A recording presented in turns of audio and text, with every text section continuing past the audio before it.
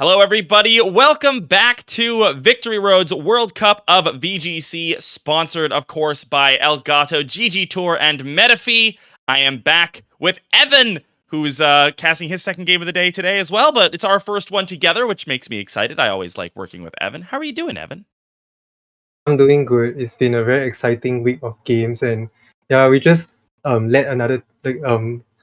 mention another team that got into top four, and I can't wait to resolve the rest of the bracket here and get to see how our top four teams are looking like for this year's World Cup. And once again, like casting with you, it's always a pleasure. And we are talking about we are going in with two players that we kind of recognize in this online scene, right? Yeah, it's going to be a really interesting one. We are going into Canada versus India. There's a lot on the line in this match. We'll talk about that in just a second. But of course, we can see our other matches today. We just finished the doubleheader between Australia and South Korea. 1-1 in matches on the stream. Unfortunately for Korea, that win by Jisok not quite enough to advance. And Christopher Khan manages to clinch the top four spot for Australia. There's another match point here in Canada versus India. We could see another semi-finalist crowned right now. And then, of course, we have the US versus France and Thailand versus Portugal coming up after this one as well.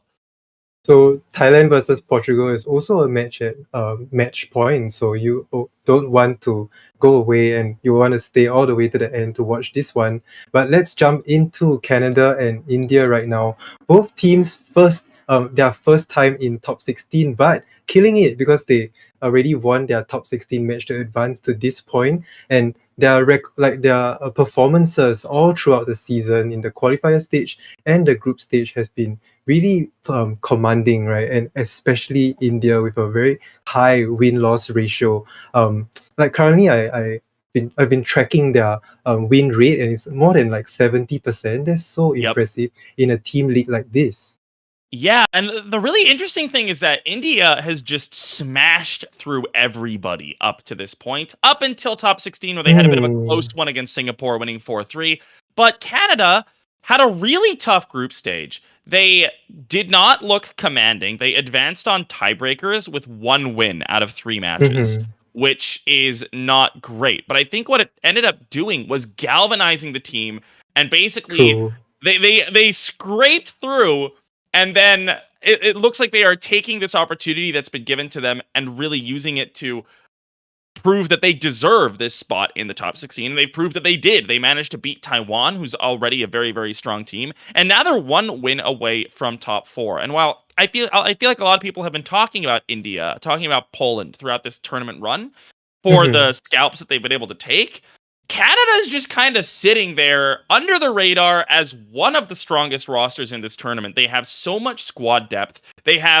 Maybe they don't have the same, like, incredibly crazy high reputation players like the US or like Japan did, but the whole team is just really, really solid. Yep. So William versus Vichy, Kylan versus Chirayu. These matches will be played in about 2 hours and 8 hours time. So we are jumping into this match of Ryan versus Varun. This is of course match point. So I think there's just a lot of pressure coming off of Varun's shoulders, and I'm excited to bring this match to you guys, especially when I know quite a lot of players from the Canada side as well as the India side. Like, we are close friends, and I can just tell that the environment and the atmosphere in Canada is just riding on that high of being able to get into top 16, like you said, and just getting all the way to this point. This 3-1 record seems so impossible, since India on paper has been doing so well, but yeah, it's just amazing to see how far they have come. Yeah, I mean, this has already been a successful World Cup for both of these teams. One of them, though, going to be able to go on to the semifinals and maybe even go all the way. Here we see Ryan Loseto and Varun Gudapati's accomplishments. Ryan, a decent number of top finishes there. Top 8 at the Collinsville Regionals in 2019, top 16 at the Atlantic City Regionals in 2020, top 16 most recently in the VR Road to Frankfurt tournament. He also got second place in, I think, the first major online tournament in Series 12, hosted by Joe UX9. Varun, on the other side of things, top cut the World Cup Open, and then on top of that, has done pretty well in the online circuit as well. Just generally a guy who is around and playing in a lot of these online tournaments and doing pretty well in most of them. Yeah, in the online scene, just a name that everybody know of. Like Ryan is also known as Sableye VGC. Varun, kind of known as Cyan in the past, but now goes by Varun, his actual name. And these players have played a lot of player draft leagues. I think they just have a lot of experience going into these, like how to kind of counter team or prep against an opponent. Notably, Ryan also has a very good record in this USPA tour organized within states of the USA, and he went 6-0 for Team Canada. So impressive in this Series 12 format. So both players have been really consistent throughout the year of 2022. Yeah, I mean, overall, it's a really really interesting match. I mean, we have Varun, who is one of the better or one of the more consistent online players against Hmm. Ryan, who finds most of his consistency in these draft leagues and in team leagues. Like he's one of the most reliable pieces on most of the draft league teams that he ends Mhm. up being on, or most of the teams that he ends up being on. So this is a battle of the consistent players here. And it's going to be a really interesting matchup as far as the teams go as well. We do have that Zacian Calyrex Shadow Rider team coming out from Varun, and then the Banfox Evil Dawn coming out from Ryan. Yeah, a battle of consistent players and also a battle of consistent teams. Ryan opting to bring this Eveldon with Slowbro as the Trick Room setter, which does seem to have a pretty good matchup against this Calyrex Shadow and Zacian. Varun needs to take care of not to let Trick Room go up or just let that Eveltal spiral of control. So having this team that we all know kind of this composition won Worlds and does have a lot of like areas to innovate, and also it seems to be like very bulky from the way Edu ran it in Worlds. So we do see the leads come out here. Oh, interesting of a Zacian Gastrodon versus the Regieleki and the Venusaur. Regieleki Venusaur lead I see very often in this Eveldon team. I have to say, one thing that I need to be a little bit critical of Varun on. We've been on Pokemon Sword and Shield for almost 3 years. How have you not customized your character yet, Varun? Come on, man. But overall, this is a really interesting lead. You know, we have the Regieleki and the Venusaur coming in, both options that are going to be very, very fast. You can switch the Groudon in on the Regieleki side to make the Venusaur go zoom, or you can just Dynamax that Life Orb Regieleki and go zoom yourself. Yeah, it's a beautiful lead that has so many options, especially with that Venusaur like we saw in the previous match, always being able to get that stun right and outspeed and put on a lot of pressure onto the opposing Pokemon. We do see the Gastrodon switching to the Rillaboom, which makes sense to be able to soak up a grass type attack here and like be able to provide fake out pressure in future turns. Let's see if this Zacian chooses to protect, and it does. No Dynamax coming out from Ryan, though. I think the best case scenario for Varun there is to eat up a Dynamax turn. Not something that he's going to be able to do. Sleep Powder is what ends up going into that Rillaboom as well, so not going to lose any special attack to a Leaf Storm or anything like that. Overall, just a little bit of a wash on that turn number 1. And we'll see just what Ryan decides to go for here. It looks like it's going to be a Dynamax on the Venusaur here. We do, of course, see no Protect on this one. We do see the Helping Hand as a really, really neat option. Something that, it's been around in the format. It's never been the most popular move on Venusaur, but it's always been something that you have to respect.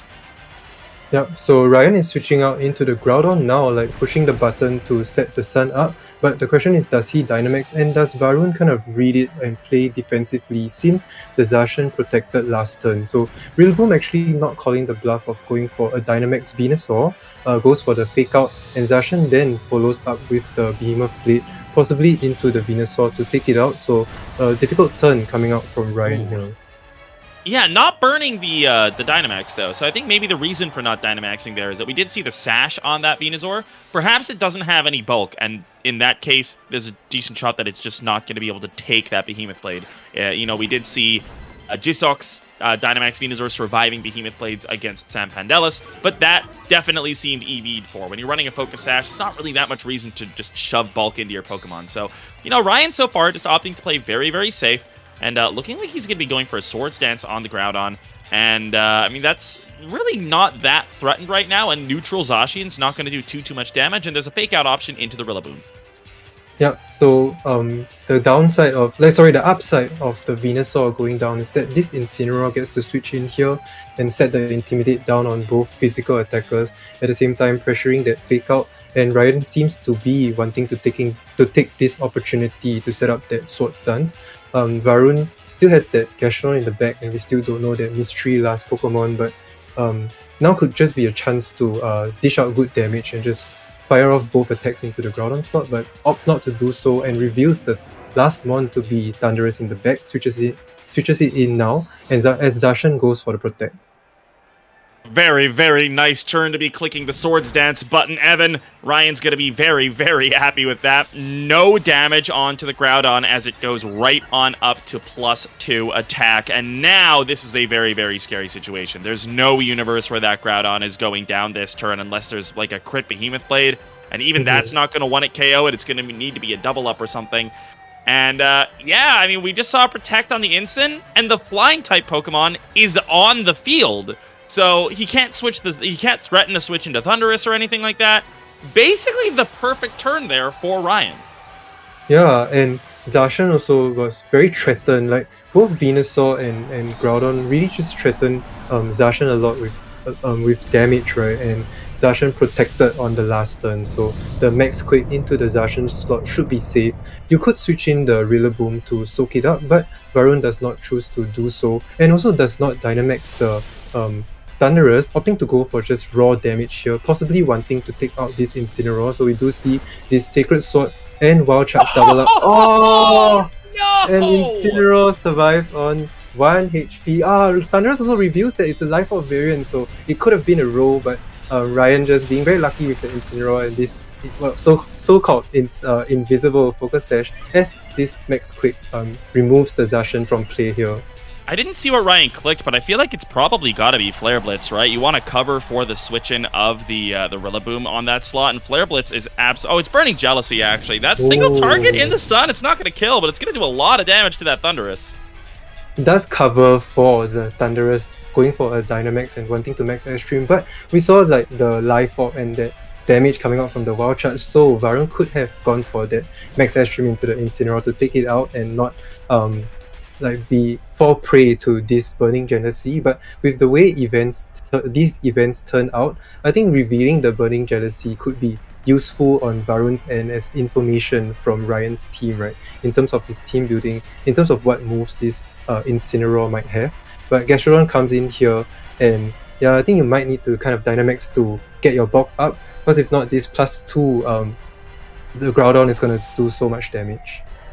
Yeah, I really like the idea by Ryan to maintain that Incineroar, because really, I think the biggest threat here is probably a Dynamax Rillaboom. The Gastrodon's going to protect, it's going to kill off turn number 2 of the Dynamax here, and I think really what Ryan needs to do is Ryan needs to remove one of these Pokemon so he can get a guaranteed Intimidate onto that Rillaboom. That's going to be a very, very big deal here. We do have the Gastrodon taking a decent amount of damage there, and yeah, I mean, I feel like if he can actually pick up a KO here on the Gastrodon while protecting the Regieleki, then that's going to be curtains for the Thundurus, and I think Ryan might be able to win this out. But Dynamax Rillaboom is actually really, really scary into everything that Ryan has left. The Incineroar is going to be slower. The Regieleki is not going to do much damage to it, especially if it's an Assault Vest. And Max Drum Solo is just going to one-hit KO the Groudon potentially. Yeah, that's true. Varun is just playing very patiently here. Ever since that first few turns, allowing that Zacian to just go down like that, but still preserving the Dynamax and understanding that Rillaboom could be a very useful endgame and keeping it in the back here. The Fly should come down, right? So Regieleki does protect from it. And prevent Thundurus from doing some extra damage. The Groudon here is going for the Gastrodon, which makes a lot of sense since Regieleki would outspeed the Thundurus next turn and be able to take it out. So going for the Max Quake instead of the obvious Max Rockfall into the Thundurus makes sense and is rewarded by removing this Gastrodon from play altogether. Sunlight is gone, which is going to lower the effectiveness of a potential Flare Blitz if Ryan's able to get that up. Biggest concern now for Varun is, the Rillaboom doesn't have any spread moves, so it's going to have to just knock things out one at a time, but it really should be able to. I feel like maybe you switch the Groudon out, you sacrifice the Swords Dance boost in order to get an Intimidate down, and that might be enough for the Groudon to survive a singular max drum solo, but this is a very tough one. Actually, Protect's a pretty good play too. Yeah, it seems to. It's never over, right? Like at this point, and you still have this like full health Rillaboom coming in.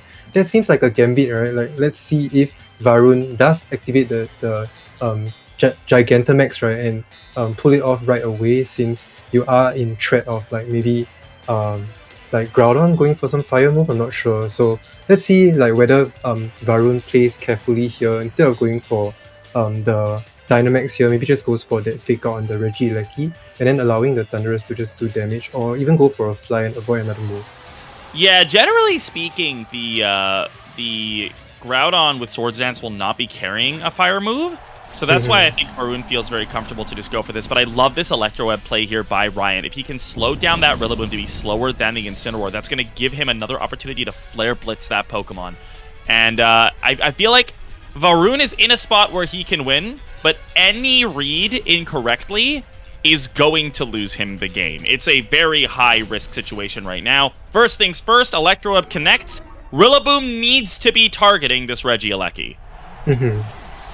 Yeah, and then we're going to reveal that this Regieleki is holding the Life Orb, so it should fall prey to Rillaboom's move here. Rillaboom goes for the drum solo, but goes into the Groudon that just protected. So if Groudon didn't protect, it would have gone down, but just the wrong target here, right? And maybe Varun was calling the Regieleki to play defensive and go for a protect here, but instead Ryan understands his win condition, right? Goes for the knockout on the Thunderous, and at the same time lowering Rillaboom's speed, which is very important, and preserving the Incineroar, the last Pokemon in the back. That is a very good answer to this Rillaboom. If you can stall out the max turns of the Rillaboom, you might not even need to Intimidate here, and can clean up the endgame once Rillaboom ends its Dynamax. This is really interesting, though, because I love the Volt Switch. It's absolutely the correct play. Based on the damage roll that we saw from that Rillaboom into the Groudon, the Intimidate is going to turn this into a roll.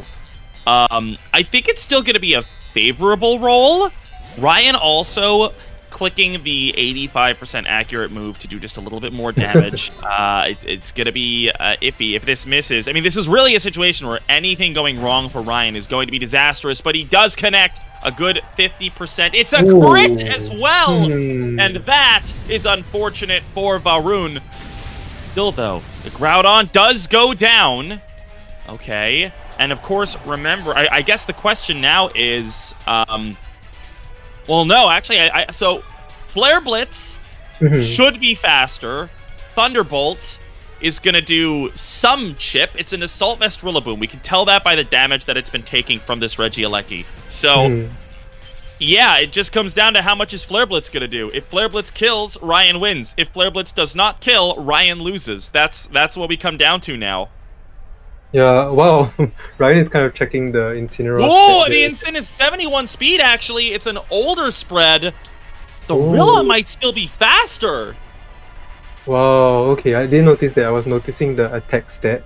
But I think that critical hit on that Precipice Blitz, you know what, might have made a bit of difference, right, in terms of how Ryan makes decisions here. So could be a bit disastrous for Varun. We do see that Electro Web play opting to go for that speed drop, and maybe just hiding some information on the Incineroar speed stat, as Incineroar is able to follow up with Flare Blitz and take the KO. So we're really not sure if that Precipice Blitz crit mattered or not, right? I think it absolutely mattered. I think it 100% mattered, because what happens there, right, is the Flare Blitz recoil KOs the Incineroar, and then Drum Solo goes into the Regieleki. So the crit there may be bailing Sableye out there. Honestly, Varun playing to an interesting late game Dynamax option that put him in still a really good position, despite looking really, really awkward. I think that was a really, really good example of just the skill that Varun possesses at positioning towards a late game win condition. He did that very, very well.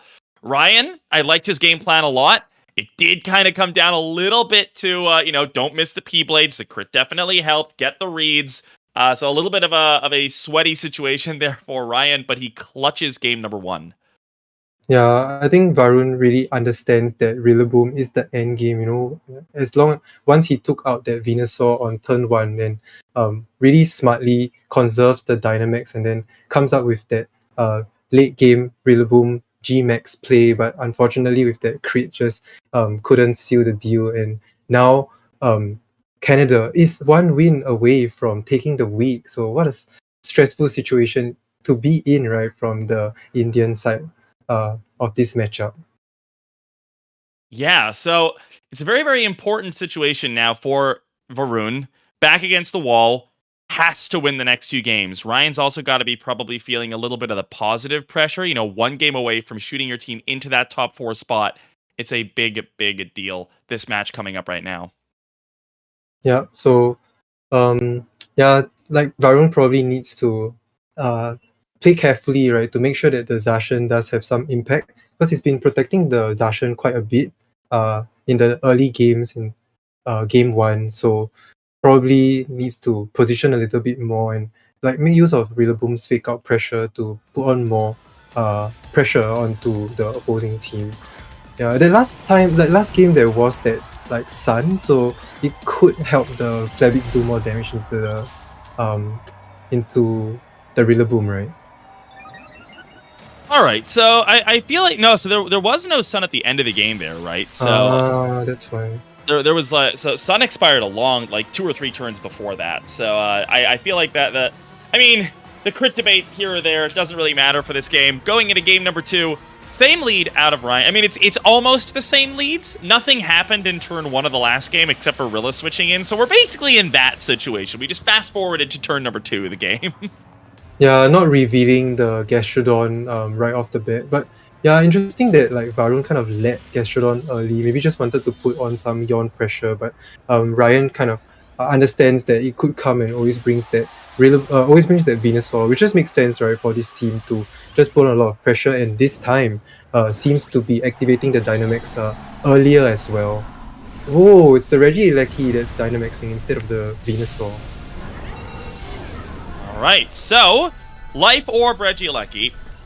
A lot of this is going to come down to how bulky that Zacian is. Helping Hand comes in from the Venusaur, so no, that doesn't matter at all. All that matters is whether or not it protects, and it does go for the protect. It's a big turn 1 protect here by Varun. Helping Hand being revealed is a pretty crazy way to start things off. But what is that Rillaboom doing? We haven't seen it move yet. Is this a U-turn? Is this a Woodhammer? I don't know. This is going to be an interesting turn. I mean, Woodhammer off of terrain might be enough to pick up Regieleki. Regieleki's kind of made a paper.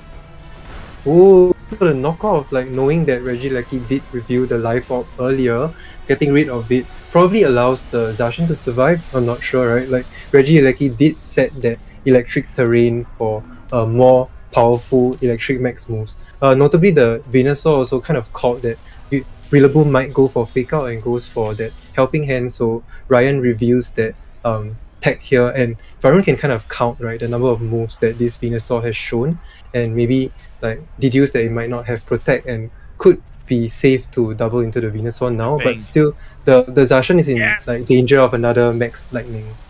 I like that Ryan thought that hard about the big move that he was going for just there, but I love that decision. With the terrain, even without the Life Orb, Max Lightning is destroying that Zacian. And Leaf Storm covers for the Gastrodon switch-in. It's a fantastic turn number 2 here to guarantee a KO onto at least one of the pieces. Losing the Gastrodon for Varun, not anywhere near as big a deal as losing the Zacian, so definitely... I mean, he's probably feeling okay with that. I mean, he gets a high horsepower off into the Regieleki as well, which does survive. Ooh. Oh, if he got the KO on the Regieleki, that would have been a generally good turn there for Varun, I think. But overall, this is still a little awkward. I mean, this Regieleki's on terrain that gives it essentially the same boost as the Life Orb. So this next turn is still going to be very, very scary. I doubt we have Incineroar in the back. It's obviously we have the Zacian coming in. Probably going to have to protect again. But this is a very, very awkward turn here, like this is going to be still some decent damage from this Regieleki potentially, or even maybe just to protect while you try to reposition for an advantageous position next turn. Ryan is up one game, so he's able to play like this way, right? And it's so cool to see that covering for that Gastron switch in with that double up, the electric move, and that Leaf Storm. And Leaf Storm managed to hit, so thank goodness, and is able to remove the Gastron off of the field, thus allowing this like Regieleki to go for yet another max move, and possibly like maximizing all three of its max moves, since it's probably gonna go down to the life of soon. So let's see if Varun is able to, yet again, like in game 1, stall out these max turns and come up with a good plan towards the end game. Well, we do have that switch into the Incineroar coming on out. I feel like this is I mean, you described this a little bit in the last game as well. It's a great way to just get an Intimidate onto both of the opponent's physical attackers, which is just always nice. Really curious about what that last Pokemon in the back is for Varun. We're going to find out right now. Is it the Calyrex Shadow Rider? No, it is indeed the Thundurus. Once again, the Calyrex Shadow Rider opting not to come, despite not seeing Yveltal in game number 2, or in game number 1. No Max Guard. The Lightning's going to go into the Zacian, just going to continue to chip away at that, putting it at just around 50%. And, with Fake Out pressure now, this is a little bit awkward once again. I mean, Life Orb Regieleki generally carries Rising Voltage, which is... Yeah, actually, this one doesn't have it. So, he's not going to have access to 140 base power moves at the very least.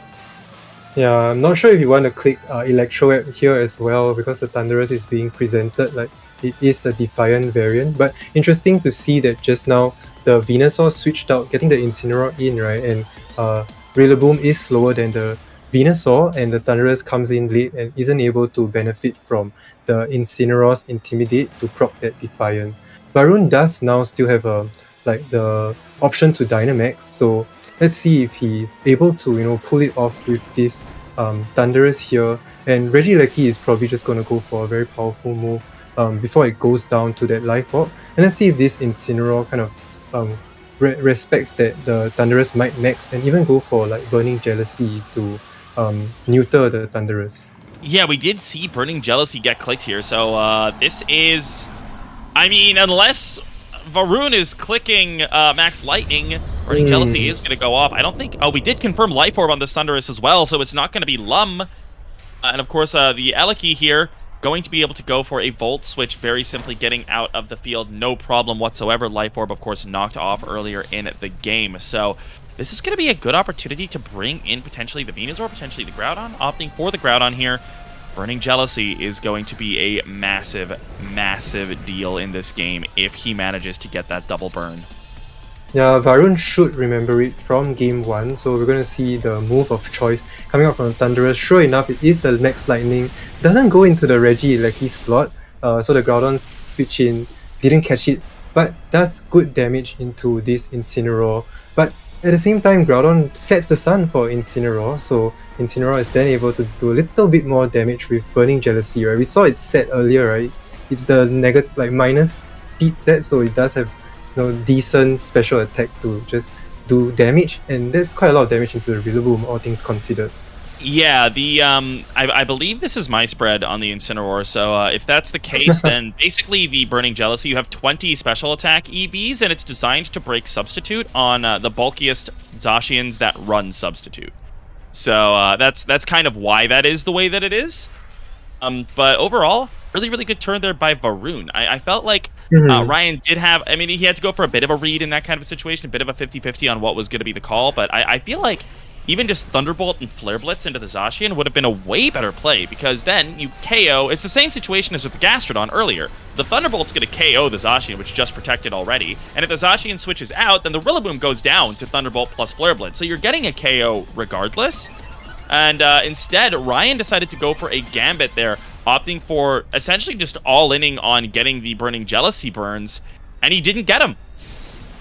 Yeah, so here comes the max, the max airstream into the Venusaur takes it down to the Sash, and then Rillaboom did not go for the fake out into the Incineroar, so goes for the Grassy Glide to do good damage into the Groudon. Groudon actually goes for that Rock Tomb. It was a decent chunk, but actually procs the Defiant coming out from the Thundurus. But at the same time, bringing the Venusaur in will be useful, right, against the Thundurus to threaten it with Sleep Powder. And like notably, it set the lightning, like the electric terrain on the field when Rillaboom came in, that offset Rillaboom's grassy terrain. So Rillaboom does not threaten the Venusaur with a priority move now. Yeah, and dropping the Rock Tomb there, making sure that this Venusaur can outspeed the Thundurus. Max speed Venusaur would have outsped +1 Thundurus anyway, but we're not 100% sure if that's what Ryan is running on his Venusaur. So that might have been a very important speed drop there onto the Thundurus. And X-Guard's going to come out. I think that's a great play. So this is going to be the big moment now where the Rillaboom is likely to be able to KO this Venusaur easily enough. Knockoff is going to come on out. Down goes the Venusaur. And well, neutral speed on that now +2 Thundurus means that it's still going to outspeed, at the very least, the Groudon and the Incineroar. Won't be outspeeding that Eleki, though, so maybe that Regieleki can come in, and maybe it can pick up a KO on the Thundy. Yeah, so I guess that Max Guard does make sense, makes sense to just stall off another turn, but Ryan still has that Regieleki in the back, right, and that's his ace up his sleeve.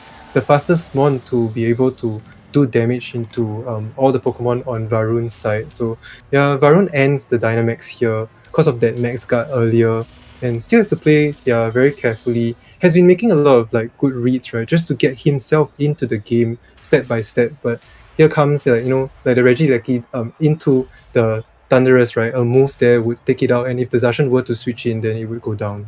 You know what the saddest part of this game is for me, Evan? That knockoff is unironically helping Ryan. He's getting so many moves out of this 10 HP Regieleki because it's not killing itself with the Life Orb recoil. It's actually nuts how much this is ending up helping Ryan. And there was never really a situation where not having the Life Orb damage saved Varun in any circumstance. True. If that knockoff had been a high horsepower, this would have just been a much better situation. And as long as his Precipice Blades hits, I don't really know what Varun does. It looks like Ryan may well still be able to clinch this one out. A lot of it comes down to this P-Blades. If it hits, I don't really see a way out for Varun. If it misses, we're still gaming a little bit. Yeah, but what a good catch there. I was just wondering why this Regieleki has not gone down yet, right? And I totally forgot about that knockoff earlier, and so cool to see it pay dividends in such a strange situation and help the team out. So here comes the Precipice Blades. It's able to connect very importantly and take that Zacian out. Yeah, like Varun was trying to make a...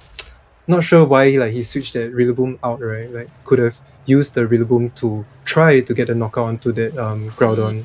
I actually really like the switch out there. I think at that point, Varun identifies his only win condition as a Precipice Blades miss on the Zacian. So he goes for the 15%. Getting Fake Out plus Behemoth Blade and Sacred Sword as an option on this turn would have maybe allowed him to still win this game. So I think that was a good play by Varun to bring in the Zacian there.